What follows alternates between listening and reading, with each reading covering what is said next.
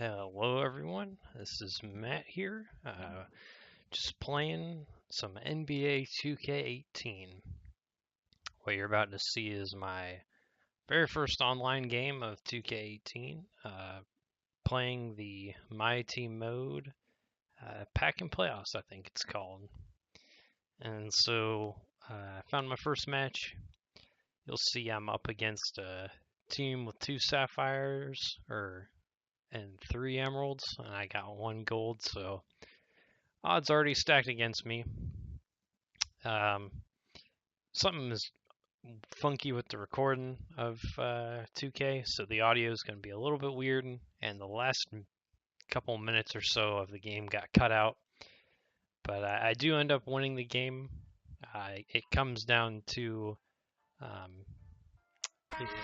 some very staunch defensive possessions by my power forward, snagging some tough rebounds, but I end up winning the game. So, I guess I'll take this time to just kind of, give some impressions of the game so far. It's been out for about a month, so I think I can make a pretty decent review of the game, and hopefully I'll play some more MyTeam. This game is just super sloppy all over the place in terms of this particular game you're seeing here. I uploaded as much of it as I could for your viewing pleasure, but I've never been impressed with 2K's online, and it's always been very poorly executed. In previous years, I always used to have an issue with it would be really smooth for a minute or two, and then it would get really stop-starty, like almost packet loss out the wazoo type performance when playing MyTeam or Pro-Am or anything like that. This year it feels a little bit different. It feels a lot more stable in terms of connection, but the connection just feels bad overall. Like it feels like you're playing in mud almost. So like like when you press the buttons, it's telling someone else to press the buttons type thing. Like there's like a consistent like 100 ms latency at least. But it's consistent, which is nice. So it doesn't make me want to flash back to the 1920s and wish I had cut my eyes out watching it. So it's playable. It just makes doing like touch passing a little bit difficult, and some fine-tuned dribbling you end up screwing up, especially using the right stick. Sometimes it ends up going into a shot just because you can't see it. So anyways, other than that, I haven't really had an issue with the online. I don't have the greatest of internets, but I don't have the worst, so maybe that is, take it what it's worth, but it just feels overall like you're playing in like 5 feet of mud. Everything feels a little bit slow, a little bit lax, a little bit like you're a puppet master on the sticks. Like you've got to manipulate some internet, puppet in the sky to actually get anything done. So I guess on to the gameplay here. I was kind of surprised. I guess Pack and Playoffs isn't really the best mode to see a balanced game. But you'll notice I got some decent players. I got Giannis. I've got Karl-Anthony Towns. I got Markelle Fultz, who's probably one of the most inconsistent players I have. But Towns is absolutely a beast in this game right now. And Giannis is a lot. I guess he's good, but for whatever reason, the contact layups on him are just garbage. I feel like in real life he would be dunking a lot more than what he does in 2K. And of course, he's not the best free throw or long range shooter, so that doesn't help with all of the missed layups and trying to space the floor and whatnot. So basically, this guy I'm playing, he would basically do James Harden drive and then try and dish it out to any of his 3-point shooters. Occasional pick and roll with Anthony Davis.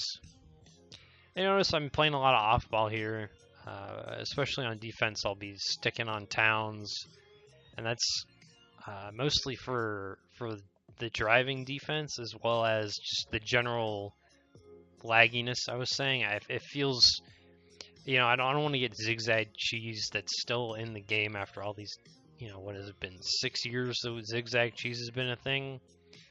So that's why I've been playing off ball. It's just like if the guard, if I have a bad guard matchup to begin with and it feels mushy lag wise, I don't want to just get blown by. So I'll play the big man and rotate over. That's been working out well for me. Maybe once I get more used to the lag, I'll stay on the point guard spot and play more on-ball defense. But anyways, speaking of defense and offense and being players, I've played a few games since this, and the lag's been quite similar. So I wouldn't expect a whole lot to change from that. But people still do cheesy things. Like I played a game yesterday. You'll probably see in a few days where this guy has, IT4, Steph Curry, Westbrook, like Klay Thompson, and then Kevin Durant. That's his 5 players. And when you're playing Pack and Playoffs, all you have is 5 players.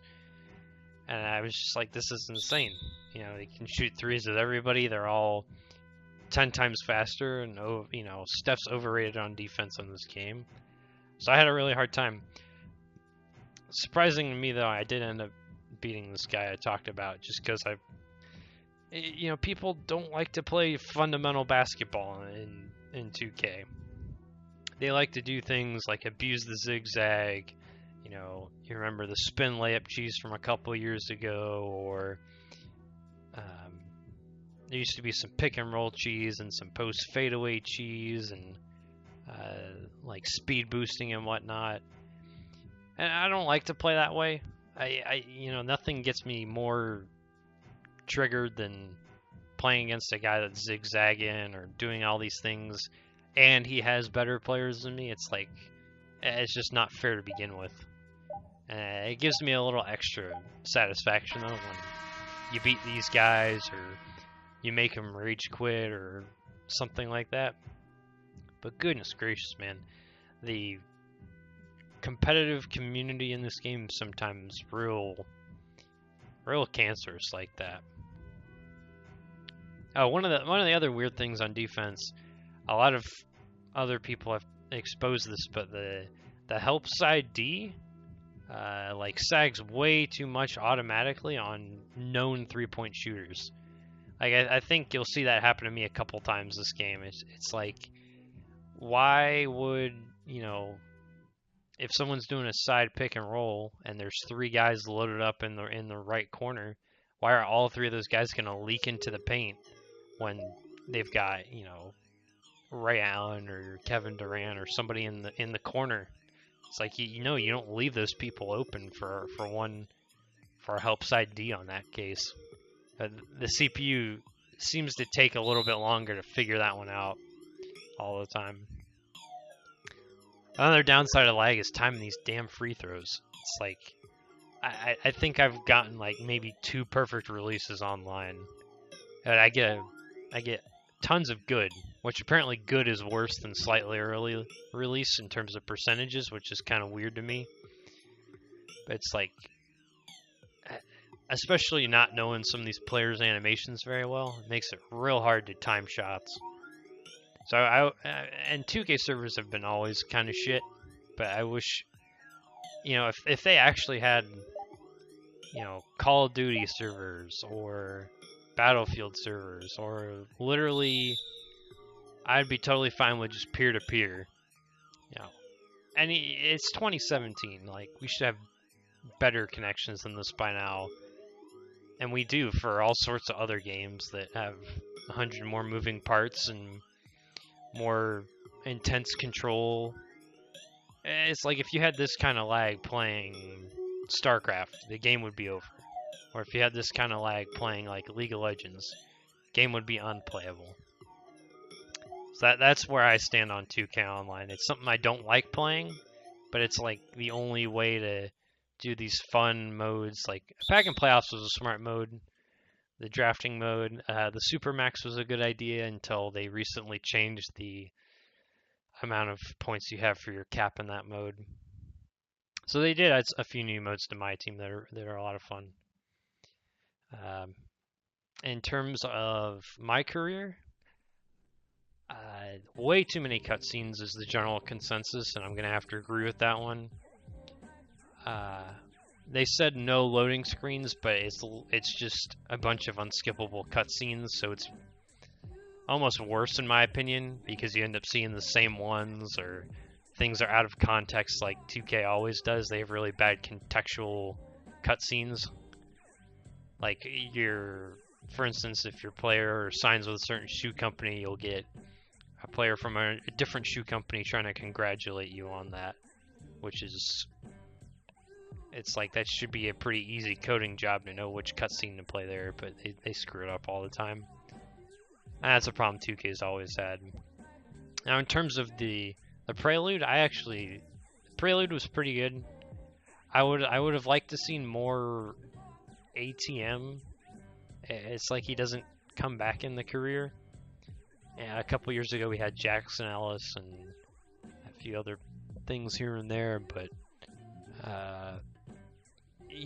why can't we have a little bit of a villain in these games? Just something. I know it gets so hard to do that with people scoring 100 points as a third game as a rookie or not starting for that reason or something like that, but they did the whole orange juice thing last year. What if you did something like that, but you had a nemesis on like some team you don't get drafted to, preferably like a really good team? I don't know, that'd make things interesting.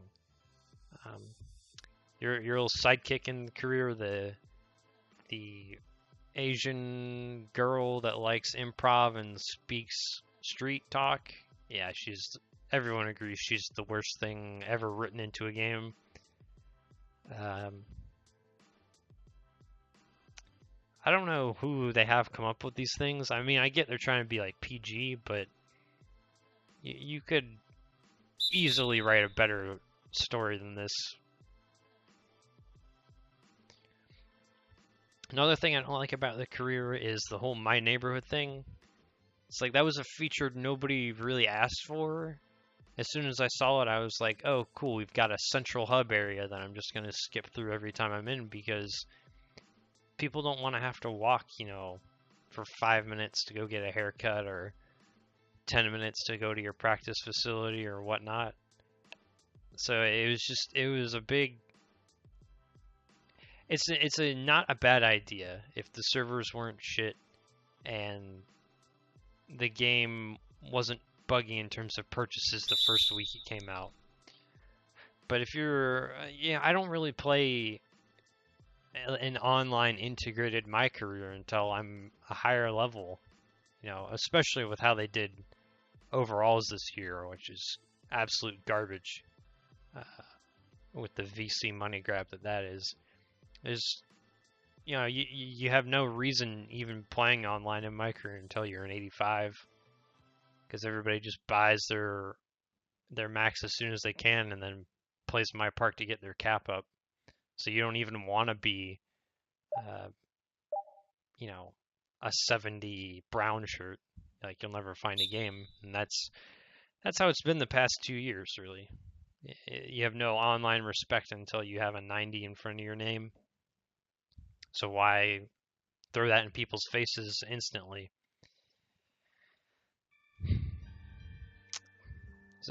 Yeah, and probably the most bizarre thing was My Career, you not being able to see your attribute caps numerically. So people have a lot of bad and wonky builds and poor height and weight and arm length attributes. Recently, they just added that to the upgrade screen, but they didn't add it to to the player creation screen. So that's even more of a money grab tactic, because you could go, especially this first couple weeks where the numerical values weren't on the upgrade screen. You could go forever not knowing you had a bad build and be a 99 overall. But one thing I do like is the hybrid build idea. I'm glad that was an implemented feature, because it was something I kind of did last year anyways. Last year I picked a point guard, a dunking point guard, a slashing point guard, whatever you like to call it, and then I maxed out defense. And then I just didn't put any points in my 3-point shot, because you could only really max out one class of attributes last year. So, but this year I have a defined role with the badges that I want, and that's a 2-way slasher. So it's a slasher primary and then defender secondary. So I'm liking that so far. It's just a absolute more pain in the butt than ever this year to get attribute upgrades and to get badges. Like, they just don't come easy in single player anymore, and or online. And the amount of VC you need to upgrade these things is even a slower trickle rate than before. Like, you're doing work, upgrades take even longer to come by. You're earning less VC per game. Playing on higher difficulties doesn't get you any more bonus, which is probably the most long-standing thing they took away from the mode. Because that's been around at least 5 or 6 years, the raising difficulty to earn more VC thing. And it just makes sense. It's like you're playing a harder game, and if you can pull the same stats, then you should earn more.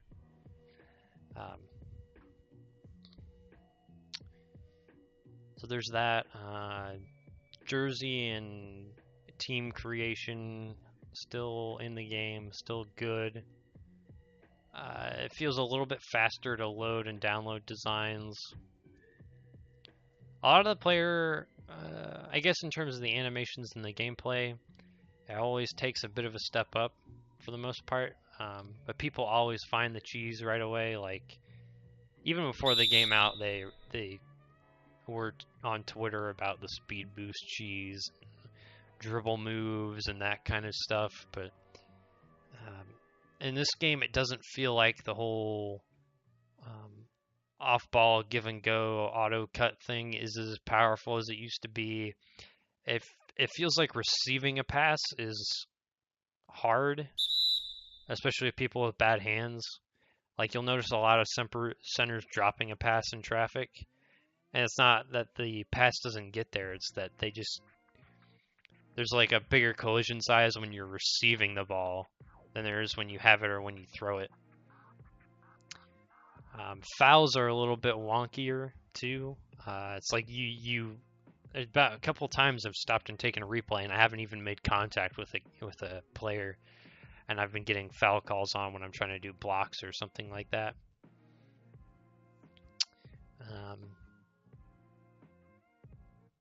The UI is better this year, especially trying to make substitutions and play calling. But that was really something they took a random step back on last year for no reason. So it's like they're making problems for themselves just to fix it and say that it's an improvement, which is really scumbaggy. But overall, I would say it's a good game. I mean, I'm gonna play 2K pretty much no matter what game it is. I mean, heck, I'll even play live just because I like basketball so much. But the amount of microtransactions in my career is absolutely horrifying. There was a news article going around the other day that our review site posted a 3 out of 10 for it, specifically on the amount of microtransactions for player progression and in this game. and the company was pressuring that company, or 2K was pressuring that reviewer to, uh, change that number for PR's sake. And I don't believe they did. But everybody in the player base is mad about it. The community's mad about it. I mean, you're paying at least $60 for this game. If you're like me, you got the mid tier edition. Uh, so that should get you a solid amount of enjoyment, but you can't, like, the amount of grind that you have to do to really enjoy this game for $60, especially in my career, is absolutely appalling. And more games are doing that these days, with loot boxes that have more than just cosmetic items, or secret levels or maps or something like that. It's like, what happened to just releasing a full game that people could use without silver or virtual currency or COD points or chests and loot and keys? I get it's the moneymaker, but there was a I don't know if it was a suit or an investigation going on as to whether or not this was considered online gambling, because for a lot of these things, like Star Wars Battlefront 2, for example, the new one, not the old one, there's a ton of loot boxes in that game by EA, and none of these companies that do things like this release the odds on their loot boxes. So in a sense, it's like you're gambling, but you never know what the odds are of winning. If you ever watch a lottery commercial, you always hear in the fine print somewhere that odds of winning are 1 in whatever, and that's all they need to do, really, and prove that they're the rare drop chance or the exotic drop chance or the legendary drop chances, 0.1% or something like that. Because otherwise, there's players that have spent 3 to 4 times the game's worth in these virtual microtransaction packs and have never received any of these rare items. And the games that do allow you to receive these items without having to pay for them, they put it behind some grind wall that's abhorrent, or a time wall, or it's an inferior product compared to the one you'd receive in a loot box. So that whole practice is really the amount, like, microtransactions shouldn't exist in a AAA title. Like, for a mobile game, sure, because no one's gonna pay for a mobile game because they're so easy to make and so quick to play, and there's such a base level of entertainment there. But for a $60 AAA title, with a multi-billion-dollar company in sales and all these other things, like, you're already gonna make your profits off of the game itself. So what's the it's microtransactions are literally the greediest thing in these cases. As you can tell, this is the only real problem I have with the game, besides the lag and a couple of the AI decisions on offense and defense. My league works fine for me. I haven't had any problems with that. I haven't played any MyGM yet, so I assume it'll probably work okay, though, because my league works okay. And shoe creator is still the same. They always add more shoes, though, which is awesome. I'm a big shoe guy, so I love seeing them in there. I just got a chutney lows, so I'll be equipping those on some players soon because I love playing with shoes I own in the game. You ever notice with these microtransaction games too that the player or the people on the internet that are sponsored by these things seem to have way better odds of opening, that good card or that good item or that good player? I don't want to put on a tinfoil hat here, but I'm pretty sure that's something they keep into account on their servers. There might be some